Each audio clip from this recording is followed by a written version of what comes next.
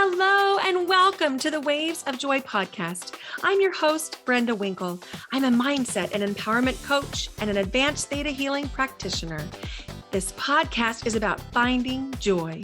It will also be about inspiring women who have found and built joy-filled lives. You'll hear more about how to find joy hourly, daily, monthly, and yearly, and learn about how to spread joy. You'll also hear powerful stories that don't sound joyful at the beginning, but where joy was found. I started this podcast because I wanted to normalize finding joy while experiencing the ups and downs of daily life. I hope you feel inspired and entertained. Now, pop in your earbuds or take me with you on your commute, or maybe both. Let's do this. Find waves of joy. Every time I plan a trip, the planning and anticipation is just as much fun as the actual trip. I'm planning something really fun, really special for you. I'm going to begin hosting retreats, and I'm going to begin really soon. I'm in the information gathering phase right now and have a Google form for you with information as well as some questions so you can help me decide where we should have our first retreat. Simply email me, brenda@brendawinkle.com, and I'll send you over the form.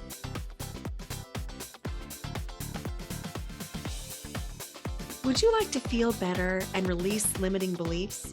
Of course you would. I created a free meditation for you that's downloadable.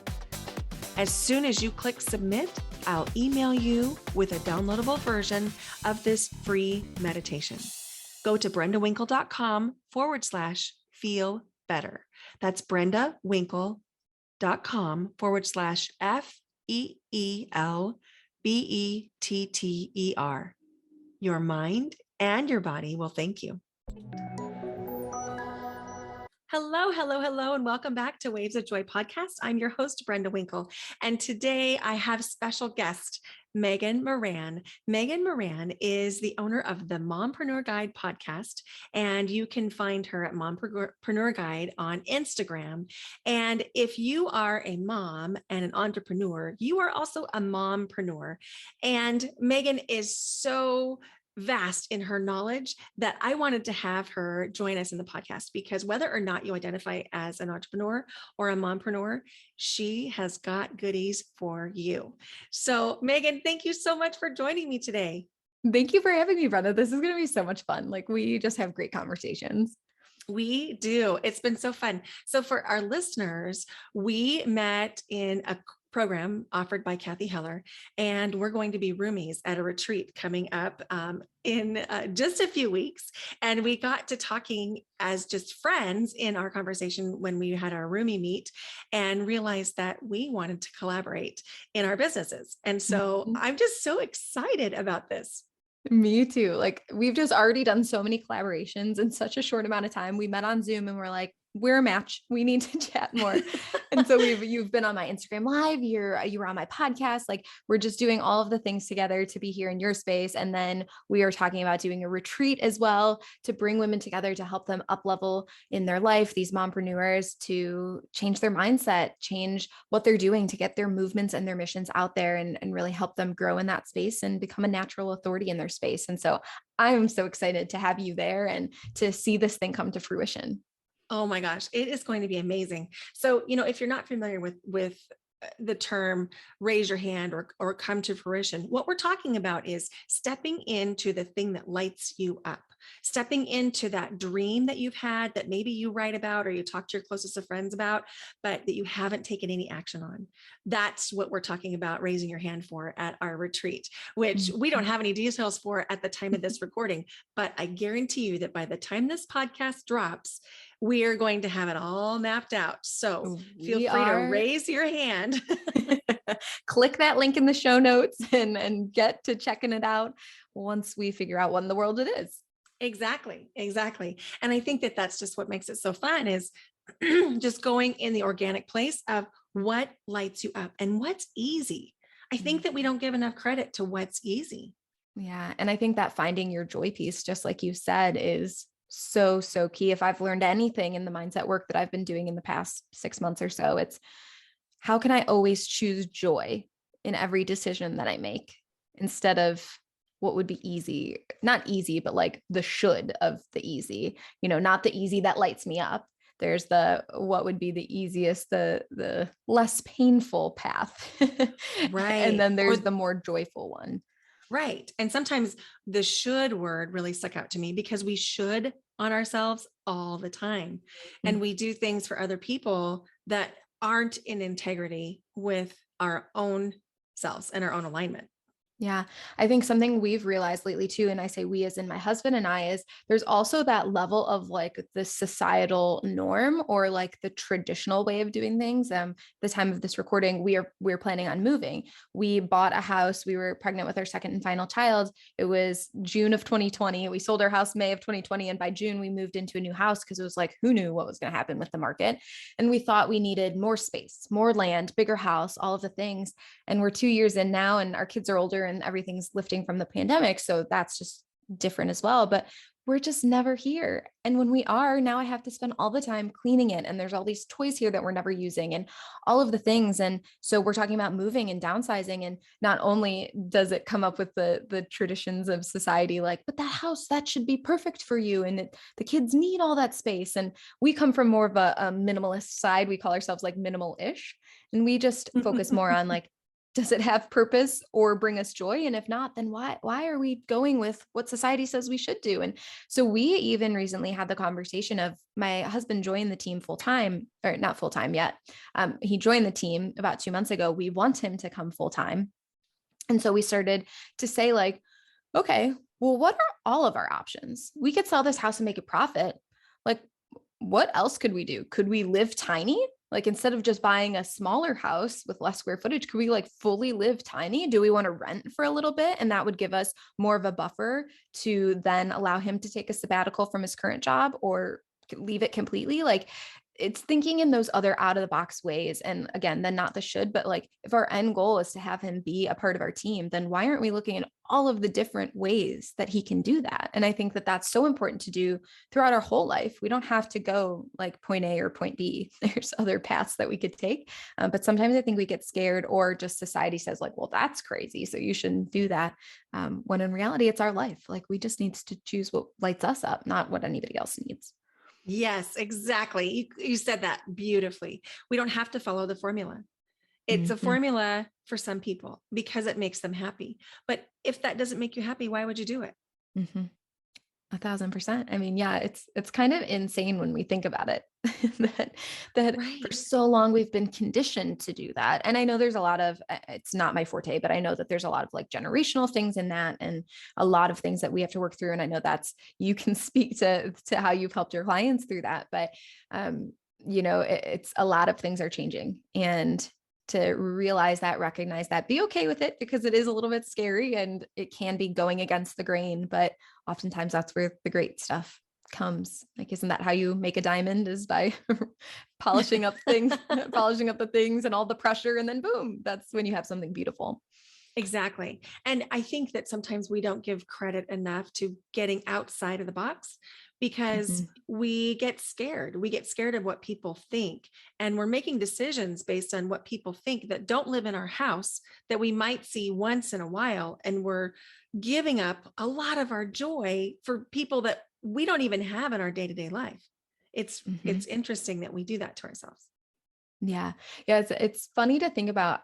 So my previous business that I had for 10 years prior to what I do now was a personal styling business. And I always used to talk about your signature style, which obviously makes sense in that space.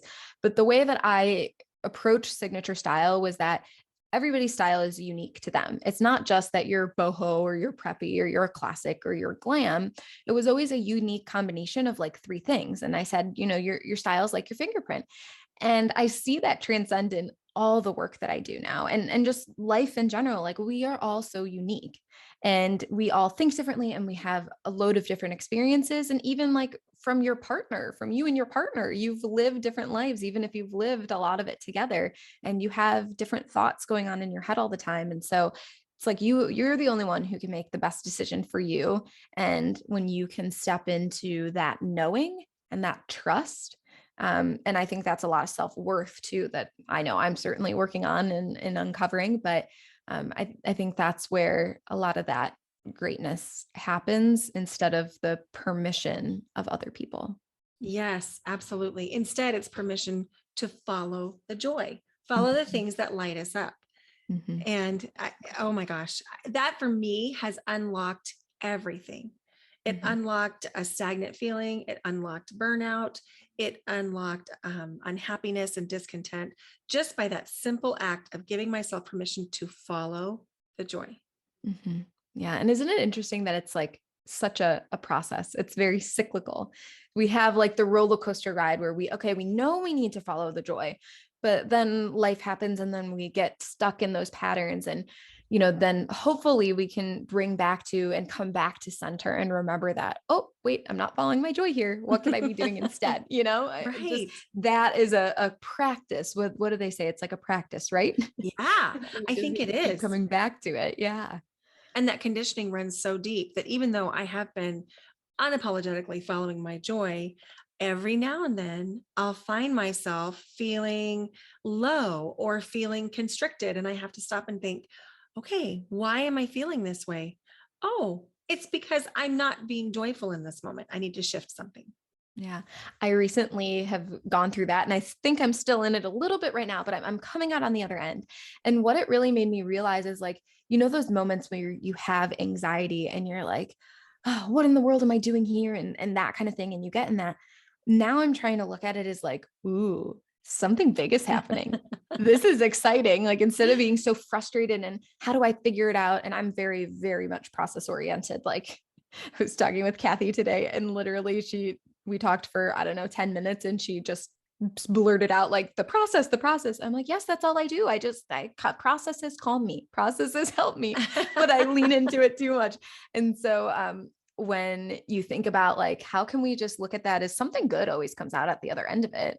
Again, it's that diamond, it's that pressure. You need it. You need that contrast. And then to remember that like the joy is going to come from it too. It just means something big and new is happening. I think that's something I'm trying to work on. I'm not saying it's going to be perfect, but I'm all about trying my hardest. ditching perfectionism. Yeah. We don't need the perfectionism.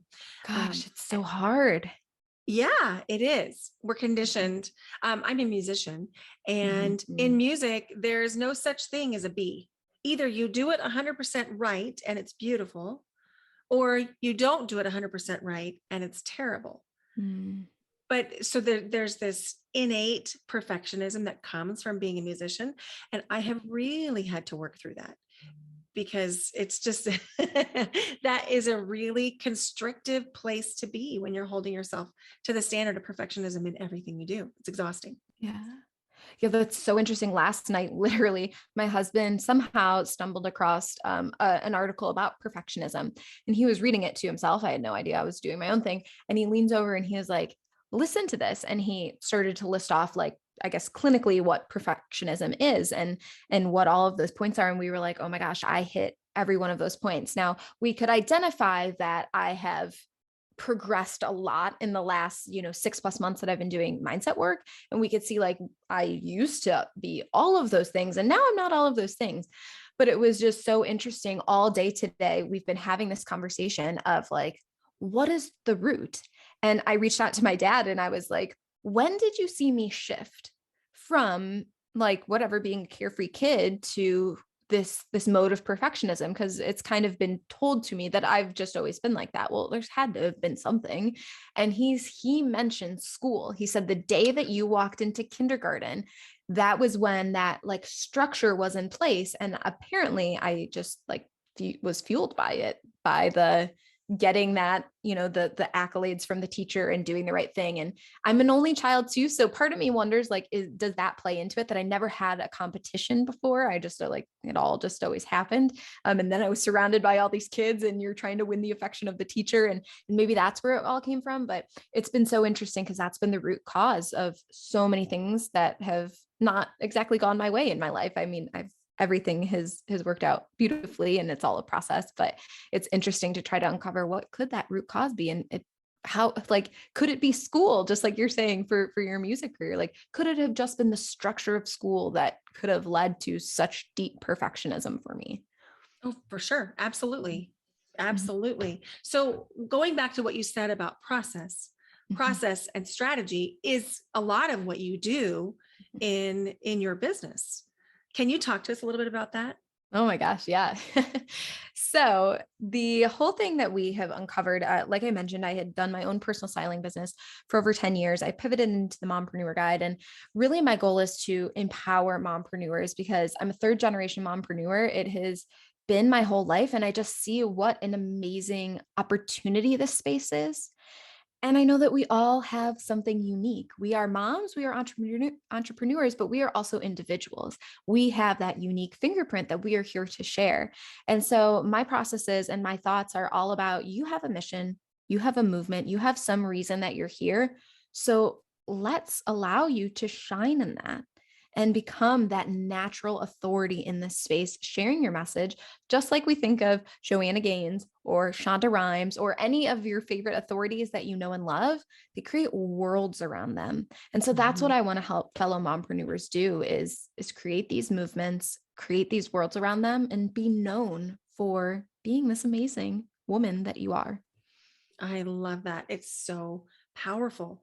I was in a conversation with two close friends just the other night, and I won't say their names because I want their identity to For not sure. be revealed. But one of them was talking about an idea that she had about teaching women how to ski, and Mm. I was so inspired that I thought, oh my gosh, what a beautiful idea of teaching other women to ski. Because if you were learning with other beginners as an adult, wouldn't that Mhm. take away some of the pressure? And I just thought, oh my gosh, that's the kind of idea that we need out in the world. Oh my gosh. Yeah. I mean, the immediate thing that I thought of is think about how much fun and laughter would be had there when we're not like worried because the 5-year-old next to us is zooming down the hill and we're over here like on the struggle bus. That's like it's so amazing. And yeah, like, oh my gosh, I could just go down so many rabbit holes with that about like being able to have self-care and have something for yourself. And like mastery is so important in terms of like growing in your life and feeling fulfilled. And yeah, I could just go on so many tangents about what a movement that she could create just by doing that because yeah, it's so think about how many people's lives that she could touch just by supporting them in something that seems so small, like Right. learning how to Right. ski, but it would mean the world to some people. It would be something bigger than that for them.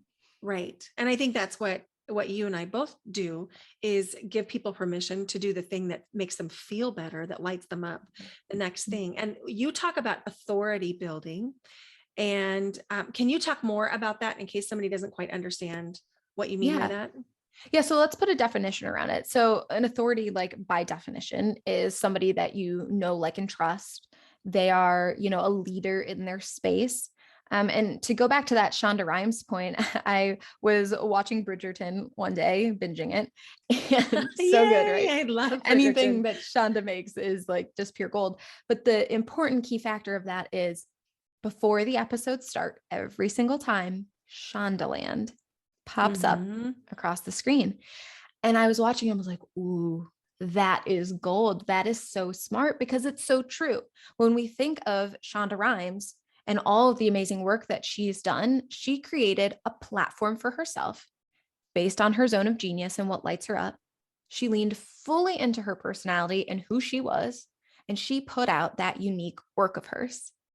And so then that created this whole world around her. Like, of her and you think of her shows and you just, oh, she did it. Well, that's about to be amazing. And I kind of know what to expect and that it's going to be diverse and I'm going to be able to see all of these different scenarios happening. And that's what I think about with authority. It's not just being up there and like, I'm in charge and I'm the best. It's not that at all. I like to talk about a natural authority where you're just creating a world around you because you're being 1000% yourself. You're showing up as authentic and natural as you, all of your quirks, sharing all of the things that make you you. You're putting your stake in the ground over something and say, this is what I believe in, and this is who I know I can serve. And then from there, you're speaking directly to a specific person, which then ends up being talking to a bunch of different versions of them, a bunch of different yous, as I say. And that's what creates this like raving community, because it's a bunch of like-minded people all invested in this person who's creating this stuff that's so real and so raw. It's just unmatched. They really create their own lane. It's amazing. I love that. Shonda Rhimes is one of my favorites. I read her Year of Yes several years ago. Writing it down. The Year of Yes. Honestly, it inspired the course name. My signature course is called Yes Academy, because she went through this entire year and she said yes to every opportunity that came her way. Oh my gosh. Now, I have another story about Year of Yes that I'll tell you at the retreat, but yes. I cannot wait to hear. Get those cocktails out. Yes, exactly. But, I think that when we start to say yes to the opportunities that come our way, it often means that we have to say no to other things in our life, because we have to create the space for the yes.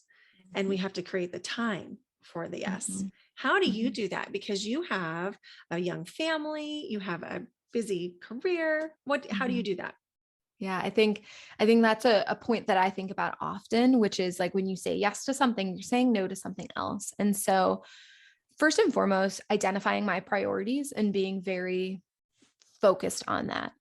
Part of what I talk about that I think is so important, whether you're authority building or just really in life, is knowing your guiding compass. And what that is, in my opinion, is your legacy, your vision, your mission, and your why.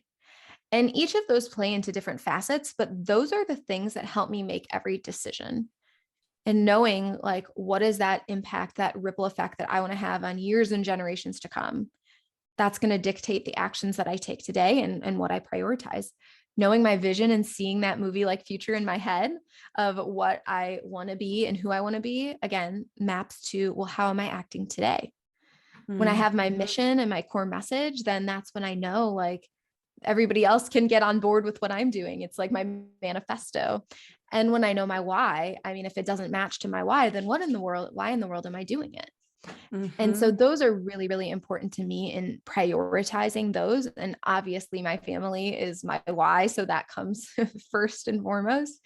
But knowing those things help me balance it out. And for me also, with a young family, I have a 3-year-old son and a 1.5-year-old daughter. So I'm very much in the trenches of young motherhood. And for me, it's all about that balance and clear definition. Like my mom time is my mom time and my entrepreneur time is my entrepreneur time. And for me, it is important to have those two separate spaces so that I can be fully present and there 100% in each of those different parts of my life. That's so important. And you seem like you are just able to lean in completely to both roles, because you've given yourself permission to follow some joy in the entrepreneurship and follow the joy in the family. So it sounds to me, and in getting to know you, it seems as though you're fully present in both parts of your life. Yeah. Again, always a work in progress, but yes, that's always my goal, is like, what ways can I put my phone down and be more present? What ways can I be in my business and be supporting that as much as I can? But being present and productive that's my main mission. And so again, that's what dictates everything that I do. I love it. It's so impactful and such an inspiration. Thank you for leading in this way. You're so sweet. I appreciate that. Yeah. I'm just trying to do what I feel like I was called to do and serve in the best way that I know. I love it. So when life isn't feeling joyful, what is a way that you shift into feeling more joy? Mm-hmm. Deep breath. I tell my son, I've taught him that what's the first thing that we do when we're frustrated? And then we take a deep breath. And so I think that's certainly that. I also like to try to pinpoint, like, what's the why? Why is this happening? One thing I talk about with mompreneurship is the 3 S's to mompreneur with ease. So I view them like these 3 posts or pillars, and then you've got like the bridge on top that we stand on. And those 3 S's are strategy, support, and self-care. And so when I'm feeling unstable or anxiety or things like that, that's kind of the first place that I go to is like a self-diagnostic is, do I have strategy in place? Do I have support in place? Do I have self-care, or one of those pillars lower down? And that's why I'm unstable. And that's can be the first place that I go to. So that's certainly something I'm realizing right now, that I feel like I'm in this dip. and I haven't been doing my meditation practice. I was solo parenting for a week because my husband was out of town and our son was sick again. And so it was just those kind of mornings where I didn't prioritize it. I didn't make it happen. And so I know that I am different when I do that and I prioritize just giving my brain a good old cleaning, keeping it as straight as I can get it. So yeah, those are certainly things that I do. And then I know I've told you about this, but something I've been doing every morning is turning on my happy playlist. And the music just immediately shifts me into a different space. And I know that you shared some interesting insight about music. And if you want to share that, you can. But I've just been doing that now every day with my kids. It's like, all right, it's time for the happy playlist. And they're getting into it too. So that hopefully brings more joy to the whole house. Oh, I love it. And I have a playlist called the Good Vibes playlist. And it has great vibes. It's so much fun. And music, what Megan's referencing is music has always been a healing art. And clear back in the time of Hildegard von Bingen, who was one of the first composers that we know of that was women. And of course, there may have been others, but she's the first that we know of. She had figured out the healing tones in music. And there were some people that came along and changed the frequency, the tonal frequency of music, so that people had to turn to man and to science for some of the healing when music actually was a healer. And so there's more about that we could talk about. If you're curious, feel free to message me. But I've got a quick question about that though. So then, but it's changed. Like we use those tones now, or are they like forever lost? No, they're not forever lost. Okay. In fact, you can find them by searching healing tones if you go to YouTube. So like 520 megahertz, for example, is a very healing tone, and it helps reset your body's DNA according to a lot of research. And so all of this is linked in sound science. And so, that's the same reason that, and I mean sound as in hearing, sound science. That's the same reason why the Tibetan singing bowls are used in some cultures, or gongs are used in some cultures. It's because of those vibrations that the sound has in healing. And there's even a branch of Reiki called Karuna Reiki, which is all about sound. And I am not a Karuna Reiki specialist, but I know one. That is so cool. I just wrote down sound science. I'm definitely Googling that after we talk. Yes. Yeah. There's lots of good stuff there. So I have some rapid fire questions for you. What is in your morning mug? Ooh, well, it is supposed to be water. I'm trying so hard to drink more water because I'm terrible at it. Occasionally it's coffee, but I'm the slowest coffee drinker known to man. I will get a cup of coffee. Like if I go out to breakfast, that lasts me for the whole week. I think it's part who I am. Literally, I just keep putting it back in the fridge and I'll have like maybe 2 sips, or I'll pull it out and then I never actually drink it. And then I put it back in, and literally it'll last over a week and then end up getting thrown out. Like I never have to make coffee at my house, because as long as I get breakfast with somebody at my me time mornings on Saturday mornings, I'm good for the week. Like I'm set. I'm a cheap date. That is so funny. I love that. So I'm curious, do you heat it up when you take 2 sips, or do you drink it iced? Well, I'll heat it up, and then an hour later I'll be like, oh, coffee. It's like a squirrel moment. Like I was chasing the kids around. So then it's typically a room temperature thing. And sometimes I might leave it out for a day or two, and it's probably not super healthy, but it's fine. And I'll take 1 or 2 sips. And yeah, I just take it black with a couple stevias in it and we're good to go, man. Nothing crazy. It's so funny. I love it. I love it. That is a very unique answer. Yes. What is a song that you are loving right now?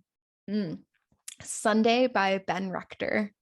I love that one too. It's so good. Now my son gets into it. There's that one line that says like, you make me feel like a weekend. And now that's what he's like, put the weekend. We need to put the weekend song on. And then as soon as that part comes up, I like turn and point to him and he gets all excited and is like bouncing along. It's adorable. Oh my gosh. How cute is that? Yeah, it's fun. Again, we have fun in our house. That's so important, because I mean, fun is good. And fun is such a great way to raise the vibe, to feel better and get into a joyful state. And I was noticing this week, I also had a week where I had a little dip in how I was feeling. And I noticed that feeling good is not related to what might have made me not feel good. they're independent. And so if we can find ways to reach for that better feeling, it really makes an impact. Yeah, so that's a really cool point. Yeah, I love it. Who inspires you? Oh, so many people. Right now, I would say my husband is probably the number one person, because seeing him join the business and essentially become a mompreneur, which is hilarious. I've been doing this for so long, and he's been alongside almost since the beginning of my business, my first one, but he's always been on the sidelines. And so he never truly got the craziness that is always happening in my mind. And to see him now, like, come to bed at 10:30 and be like, I just worked on the sales page, can I show it to you? And I'm a little tired right now, I don't really but that is me all the time. So I was like, I understand where he's coming from. That has been an inspiration and has helped push me forward. And then he's always just like my calming force. So certainly him. I love it. What's a podcast you listen to? Well, besides yours and mine, Kathy Heller's, of course. I basically just listen to hers all the time. Me too. On repeat occasionally. Yeah. I love all things Kathy Heller. Again and again. It's like medicine. It is. It is like medicine. I love it. I was just going to ask you something related to that, and it has flown out of my brain. So we'll have to see if it comes back or not. If it does, I'm here to answer it.